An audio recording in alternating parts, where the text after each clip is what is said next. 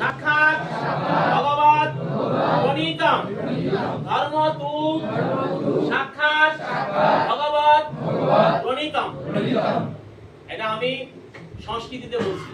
আসলে ধর্ম কি? ধর্ম হলো ভগবানের প্রণীত আইন। এটা বাংলা কি? ধর্ম হলো ভগবানের প্রণীত আইন। এটা কি মনে থাকবে না? এটা মনে রাখবা, কারণ এখানে এসেছো কিছু জানার জন্য। কিন্তু তোমরা এখান থেকে জানবে আর চুপ করে বাড়িতে চুপচাপ পড়ে থাকবে, এটা হবে না। যতটুকু জানবে ততটুকুরে প্রয়োগ করতে হবে, নাকি?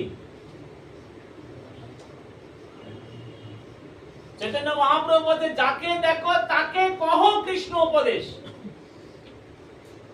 যাকে দেখবো তাকে কৃষ্ণ উপদেশ দিও। আমি এখন ধর্ম জানাচ্ছি। ধর্ম তু সাক্ষাৎ ভগবান প্রণীত।